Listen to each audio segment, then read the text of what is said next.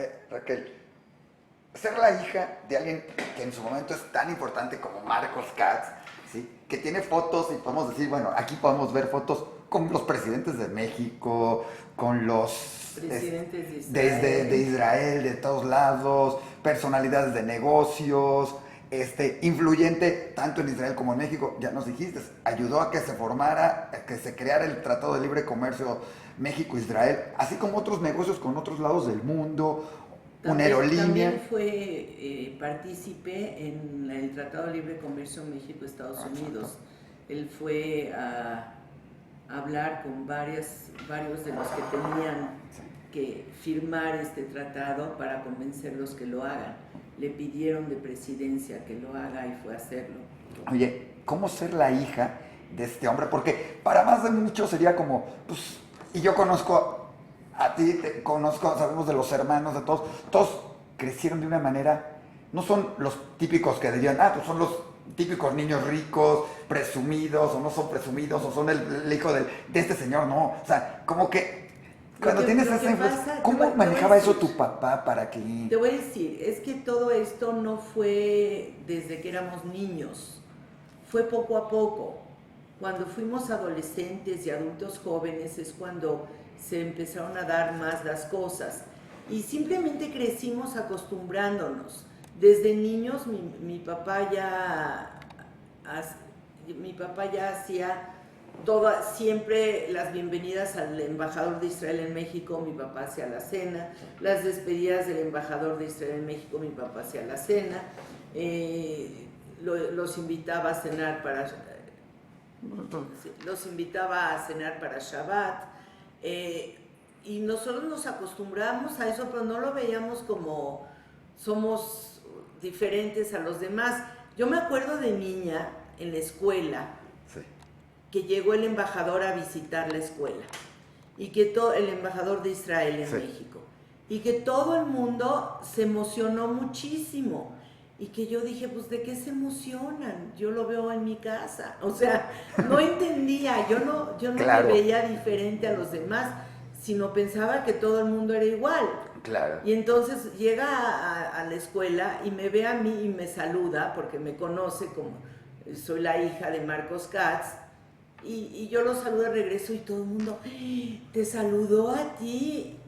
Pues sí, pero, No o era. sea, yo no me sentía como soy superior porque tengo esto. Eso nunca, mi papá nunca nos hizo que sintiéramos eso, que éramos superiores porque él conocía a presidentes o porque él conocía a embajadores o porque él conocía a rabinos muy importantes, porque era sus relaciones eran en todos los ámbitos, no nada más en el Sí, ámbito también de sabemos que político. ayuda mucho a nivel educativo y a nivel religioso. Así es. Creo que donó mucho o donaba mucho a cuestiones educativas y a cuestiones religiosas. Sobre todo, Participó en Ramat Shalom en algún todo en momento. cuestiones educativas. Lo religioso siempre fue en cuestión educativa. Fue de los primeros creadores de Ramat Shalom también, cuando era, bueno, en Fuente de Sol, ¿no? Ramat Shalom les ayudó, o sea, él donó el Fuente de salón, Sol era el su salón casa, de era fiesta. una casa de él, que no me equivoco. No, él siempre vivió en Fuente de las Águilas, no Ah. siempre, cuando llegó a Tecamachalco, en Fuente de las Águilas, y estaba muy lejos del shul de Fuente de Sol. Entonces hacía un minyan en su casa para Shabbat, y los vecinos venían. Uno de sus vecinos, el señor Mustri, nos escribió ahorita una carta en donde dice que recuerda tan bien todos esos Shabbat, viernes en la noche y Shabbat en la mañana, que hacíamos, porque mi papá hizo, el salón de fiestas lo hizo shul, Sí. y ahí se veniaba los viernes en la noche y los sábados en la mañana, para tener minyan, porque era muy lejos caminar hasta Fuente del Sol. Pero cuando empezaron a hacerlo de Ramat, sí, naturalmente que él fue parte y él ayudó a que se haga. Siempre vio por la familia, pero también vio por la educación en México, vio por la parte religiosa de la comunidad, o sea, siempre tuvo mucho... La parte religiosa siempre fue desde el punto de vista educativo. Exacto. O sea, fundó Emuná, que es una escuela que ya tiene casi 30 años, me parece, y que sigue y que tiene más de 400 alumnos, o sea, Ahí sigue y empezamos el primer año con 16 alumnos, Sí. de los cuales 8 eran nuestros hijos y 8 los hijos de amigos que confiaron en nosotros. Y hoy tiene Entonces, 400. Sí, más de 400. Y hay desde kinder hasta tercer prepa. O sea, eso es Emuná, pero por otro lado, también donó la Facultad de Derecho en la Ibero. Exacto. Entonces, siempre la cuestión educativa. O cuando donó a Bobev Rebe, al Rebe Sí. de Bobev Sí. en Nueva York, lo que donó es una escuela para niñas. O sea, todo lo que hacía él de educación en la OU, donó una página que se llama Wayu, es no OU, sino Wayu, Sí. Yeshiva University. Wayu Torah, que cualquiera se puede meter y puede escuchar los discursos de los rabinos más grandes, Claro. incluyendo Rav Soloveitchik y los rabinos más grandes y de todos los rabinos que uno busque, puede escuchar sus, no los discursos, sino sus shiurim, sus clases. Entonces, esta es una página que tiene cientos de miles De visitantes. de visitantes.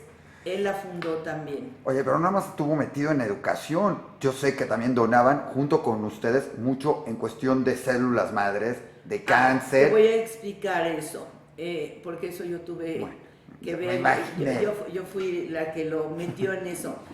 Te imaginarás que teniendo un padre como el mío, mucha gente se te acerca y te dice, oye, dile a tu papá que si nos ayuda en esto, y oye, dile a tu papá. Y no puedes hacerlo, es imposible porque no se puede hacer y no se puede ayudar a todos y no se puede llevar a mi papá a todo el mundo. ¿Me entiendes? Pero llegaron estas personas de una organización en Israel que se llama Esder Mitzion. Llegó un mexicano, Emilio Dichi, con Galante, con su primer nombre de Galante, ahorita No, recuerdo, no importa.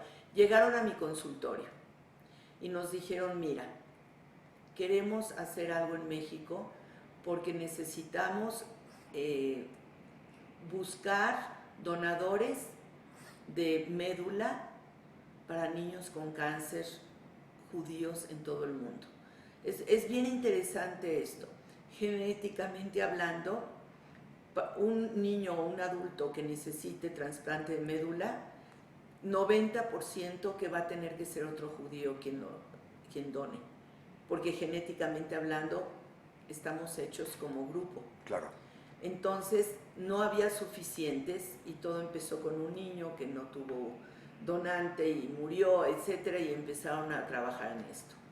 Y entonces fui a su primera junta y me buscaban a mí como médico para que sea parte de la organización de lo que iban a hacer en México, que era buscar donantes y juntar dinero, las dos cosas.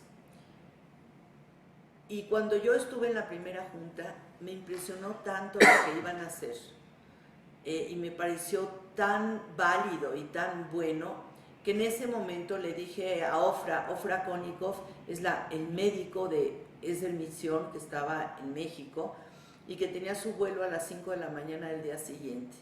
Y le dije, Ofra, no te vayas mañana, déjame hablarle a mi papá, conseguirte una cita para que mi papá los vea mañana. Y en ese momento le hablé a mi papá a la casa, no se había dormido, ya era tarde, no se había dormido. Y le dije, papá, hay un grupo Esder Mitzion, necesito que lo veas, necesito que hables con ellos porque yo creo que te va a interesar mucho. Y lo aceptó. Como te digo, es la única vez que yo le hice de intermediaria y los vio al día siguiente y le encantó el plan y de inmediatamente dijo, entro, por cada $1 que junten yo les pongo otro $1. Wow. Y entonces hicimos un evento precioso que Adela Micha fue la maestra de ceremonia y trajimos a Al Gore para que dé un discurso y mi papá habló y habló el embajador de Israel también y se juntaron varios millones de dólares. Muy bien. En esa noche, que todo fue Para la ayudarse. donación de médula espinal. Oye, y aparte también, ustedes junto con él y con todo, estuvieron involucrados o están en ayuda a lo que es el hospital más grande en Jerusalén, Shaare Zedek, Así es. que es otra de las partes médicas, o sea, siempre buscando no nada más la educación, sino ahora también la parte de salud. Así es, sí. ¿Eh? Lo que pasa es que tú preguntaste la parte religiosa. Claro, por eso. Y la parte religiosa siempre ha sido la parte educativa. Pero también ha tenido mucho la parte, o sea, ayudar en cuestiones médicas y en cuestiones de salvar vidas. Creo que eso también le viene de todo lo que tuvo. Cada cantidad que uno dona en Esder Misión tiene un número, digamos. Y cuando esto se junta con alguien que se donaron, que encontraron el match para la donación de la médula, es una vida que salvaste. Mis papás ya han salvado, de lo que ellos dieron nada más de 50 vidas. Wow, wow. En forma directa, más todas las que han ayudado a salvar, porque gracias a eso se sigue la labor, más Así toda la es. labor que dan Sí, y ayudan todavía a Shaare Zedek. En México fue la primera vez que Esder Misión empezó esta labor, luego se siguió en Brasil y en otros países, pero México fue el lugar que iniciaron. ¿Cuáles dirías tú, después de esa parte educativa, de eso de ayudar, de eso de estar siempre presente en la relación México-Israel, en la comunidad, sin ser un hombre que estuviera en puestos directivos de la comunidad? O sea, hay gente que va... Lo dejó, o sea, lo hizo exacto. de joven y luego sintió que iba a poder ayudar más. De otras maneras, De otras exactamente. maneras, así sin es. ser eso, porque muchos están ahí metidos y todo. O sea, no era una figura pública comunitaria de alguna manera, no era el que podría llegar a muchos eventos comunitarios y nadie saber que estaba en ese sentido, que era Marcos Katz que ayudaba con todo esto. ¿Cuáles tú crees que hayan sido los valores que más les dejó a ti y a tus hermanos y lógicamente después a los nietos? Todo? ¿Pero qué crees que hayan sido sus valores más importantes? Yo creo que el valor número uno, que también los nietos lo han sentido y en sus discursos lo dijeron, es la honestidad.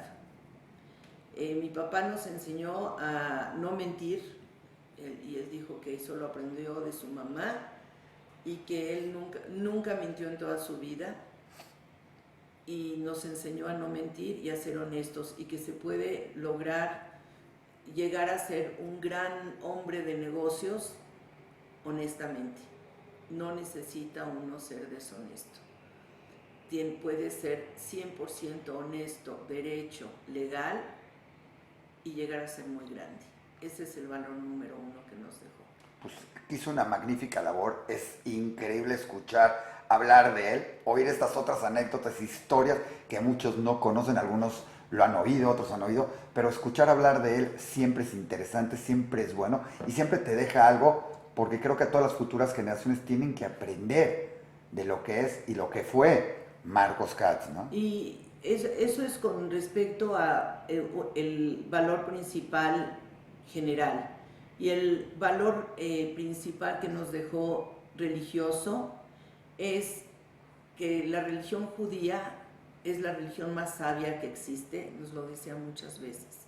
Y nos enseñaba, mira, tenemos que hacer esto y fíjate qué sabio es, qué inteligente está puesto esto para ayudarnos en esto, para ayudarnos en lo otro. Que la religión judía es muy sabia y él era un hombre profundamente religioso porque creía profundamente en lo que hacía y porque, como tú sabes, la religión está dividida en dos grandes áreas, que es mi relación con Dios y mi relación con el hombre. Y mucha gente religiosa de hoy en día se olvida de su relación con el hombre, claro. Solamente hacen su relación con Dios. Y mi papá hacía las dos cosas. Tenía su relación con Dios y tenía su relación con el hombre. Y en las dos cumplía. Oye, pues qué maravilloso, es fabuloso, te digo, escuchar y saber y poder transmitir eso que tanto nos dejó Marcos Katz, porque además su recuerdo y todo lo que logró seguirá y está ahí presente en muchos sentidos. Así es, lo extrañamos mucho.